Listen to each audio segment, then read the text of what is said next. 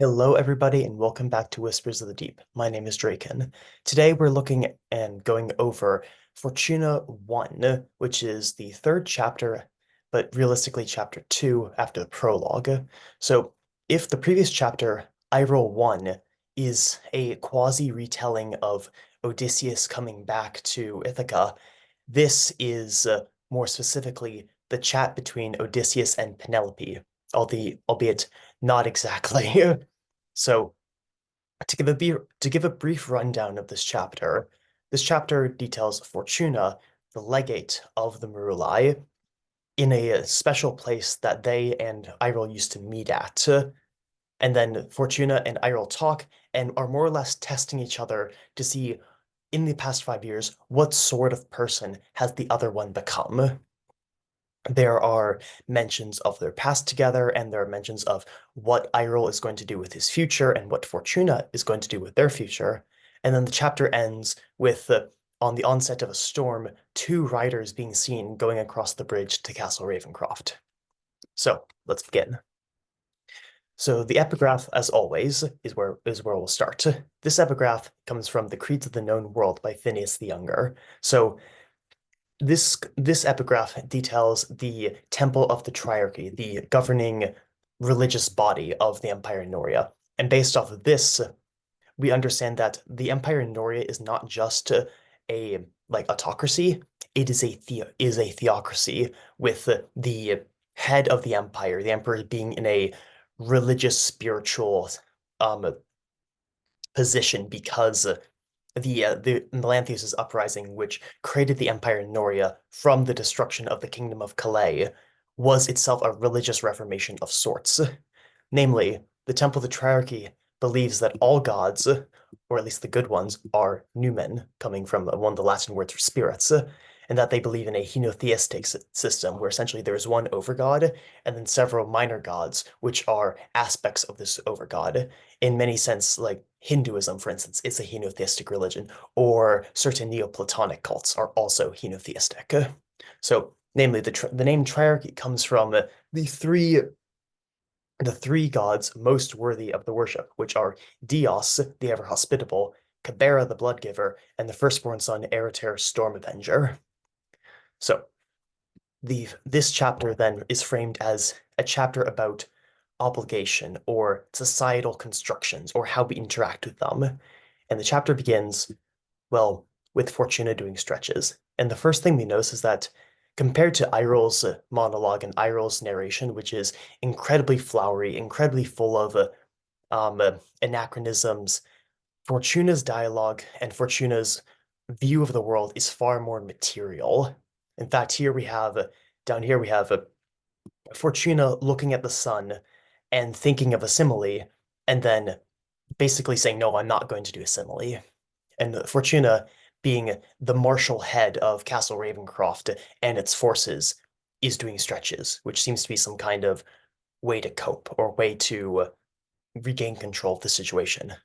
However, we must notice that Fortuna is already here in this in this overlook to this gorge, in this overlook to Cassius Gorge, that Fortuna went there by Iroh's recommendation. When Iroh said a place we call ours, Fortuna understood what that meant and has hence come here.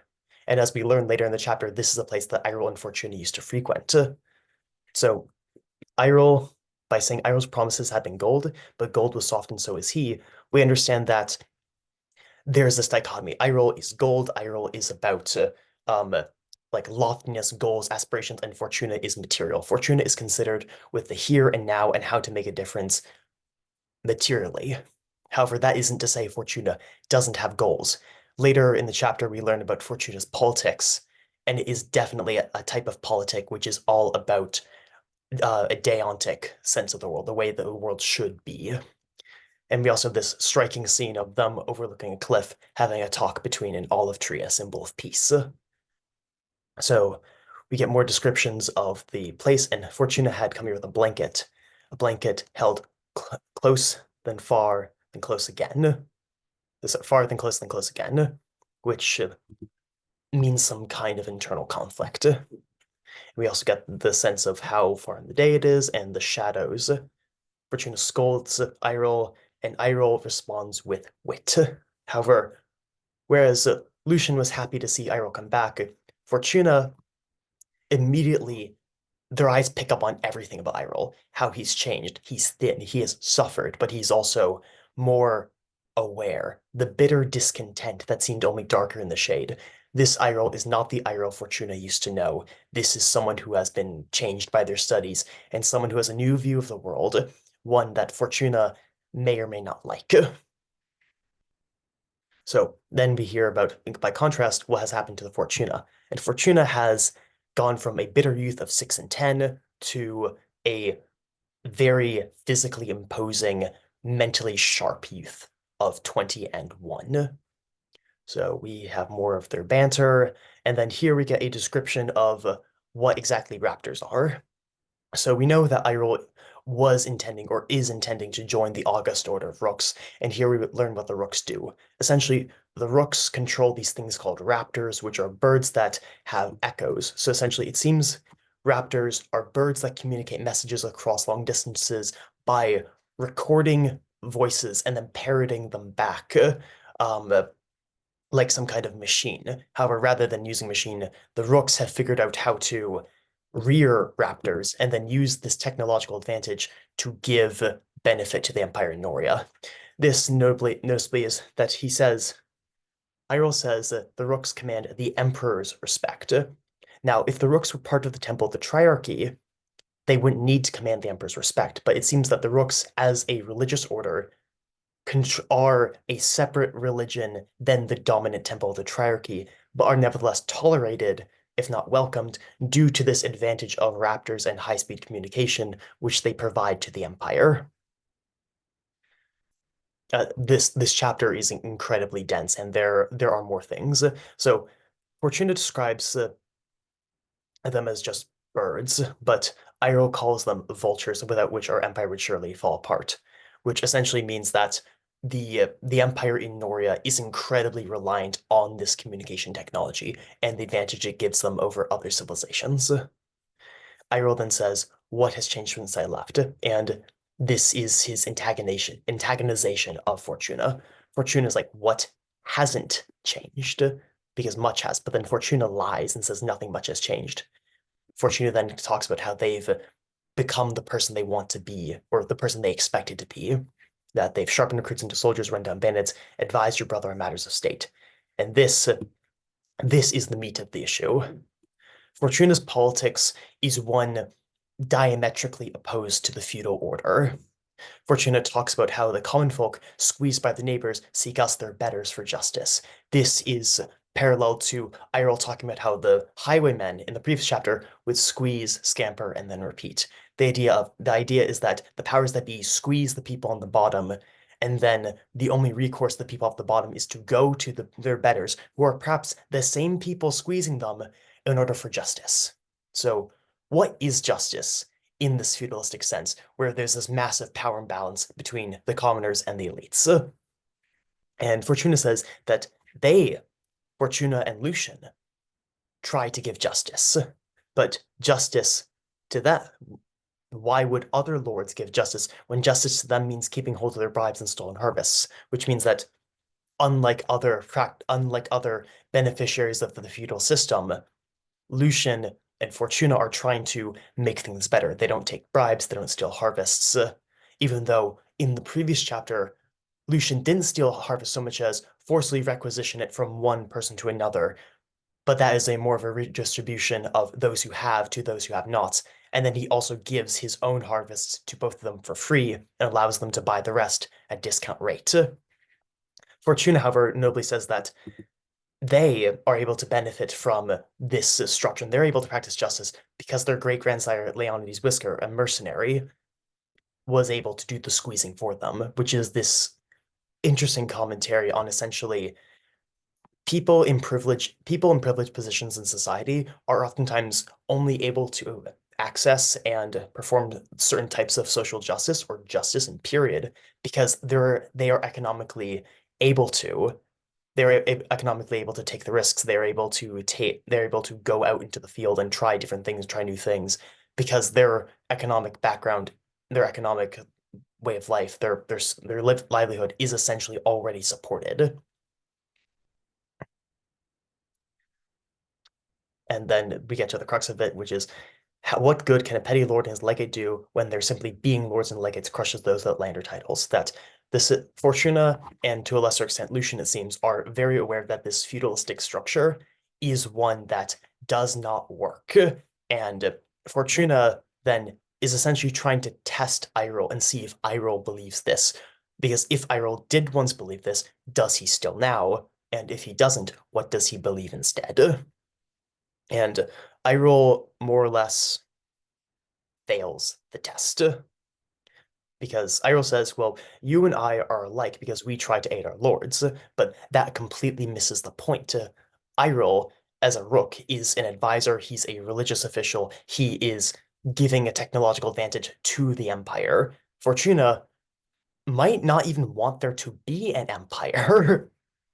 And then Fortuna there also says the rooks are themselves beholden to their own god in addition to their lord, so regardless, the rooks have split loyalties, but the rooks being loyal to their lords and loyal to their god are not loyal to the people, even though the rooks are healers, even though the rooks are intellectuals. And Fortuna, Iroh thinks Fortuna hasn't changed, and Fortuna is completely taken aback at this because Fortuna believes they have changed. They believe they've developed physically, they've developed mentally, they are practicing justice, and Iroh is more or less saying that doesn't matter, or in the grand scheme of things, it doesn't matter that Fortune is still fundamentally the same person. And this is frankly a really shitty thing to say. And now Iroh has to rationalize that, and Fortuna has to rationalize what Iroh's saying. So Fortuna tries again. What did you think of the lavender farmer? Which lavender farmer? And then Fortuna's just, what did you think? And Iroh says that essentially lavender is used as is somehow lavender is used to harvest Arcanaya silk, which is used to make silk. More or less, Arcanaya are giant spiders. The lavender smoke pacifies them in the same way that smoke pacifies bees, so then the silk can be harvested to make clothes. However, there is this imbalance that the people who make this incredibly valuable smoke are nevertheless themselves poor. And the problem is that we don't really know if Iroh is saying this out of genuine belief or if he's saying this because he knows that's what Fortuna wants to hear. So when he says, I thought it odd, that kind of gives away that he is not as sincere about this as he wants it. And Fortuna is like, it's a travesty. What for grain? What would be fair if people who like made grain to feed people were starving themselves or were poor themselves because they weren't able to afford the fruits of their own labor? And Iroh says that grain is cheap. He completely misses the point. Or he just likes being argumentative. Point is, the past 5 years seems to have rendered Iroh as someone who is ambitious, someone who is callous, and someone who is not on the same page as Fortuna, if they ever were.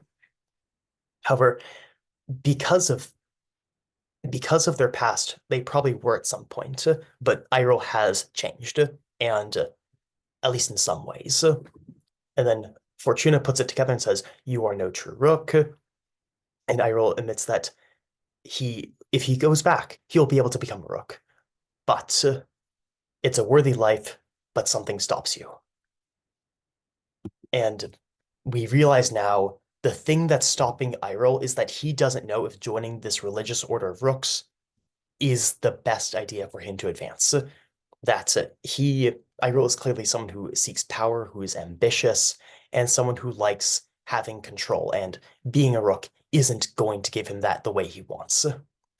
So he comes back, he asks Fortuna to meet him in their special place, and he says, in the past 5 years, has this place gone unvisited?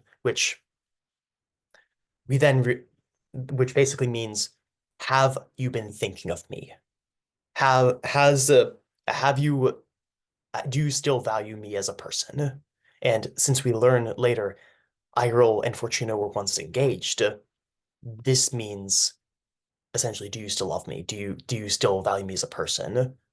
And it seems that if Iroh wants to go back, he would go back to marry Fortuna.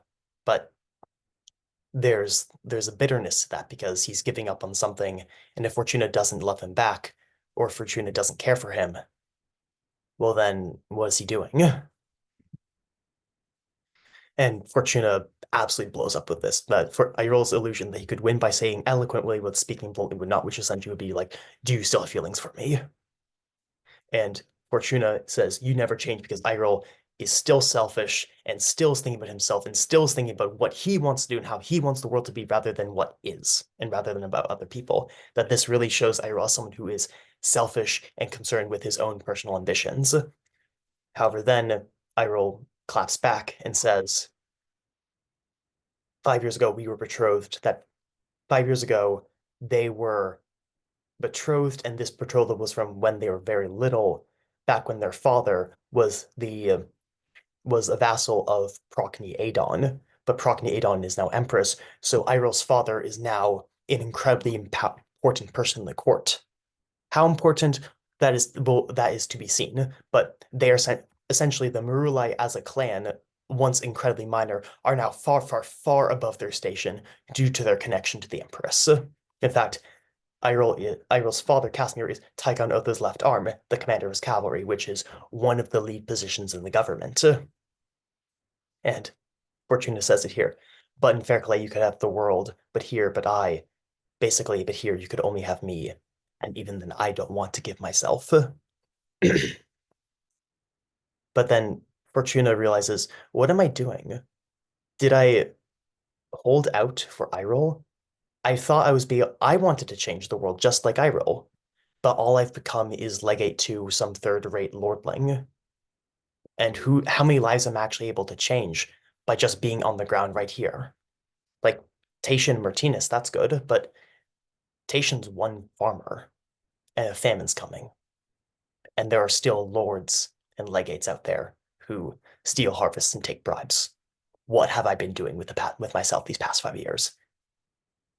When did I lose sight of changing the world? Something that Airol hasn't yet lost sight of. And then Fortuna basically says, well, you say you don't want to join the Rooks, but you are hesitant about staying here. And I know that's because I'm a Detian. And this is the crux of the matter, in a way. So we learn from Fortuna's narration that Detianship is a social institution in the Empire Noria's culture, which essentially is because, as seen in Iroh 1, there is such an emphasis on ancestor worship. If there are no sons, it is socially permissible for a Detian or functional son to be reared. Basically, someone who is assigned female at birth being raised as a son for the purpose of passing on the ancestral cult or the ancestral the worship of the ancestors. And Fortuna has been using they them pronouns this whole time, but we are now get the idea that Fortuna is actually assigned female birth, and Iroh and Fortuna were to be married at some point, but now because of the Temple of the Triarchy and throwing shade on Detianship as a social institution, Iroh is now not as keen about this, but still hoped that as some kind of consolation prize, Fortuna would still have interest in him or still love him in some way. And we haven't really gotten that idea from Fortuna's perspective, which is sad. But also, it should be noted that while Fortuna has a disparity between the sex they were assigned at birth and the gender they present as non-binary, although male is not out of the question for Detians, this is by no means a like socially progressive system. That Fortuna has essentially been forced into the role of being a man or being man-like their entire life.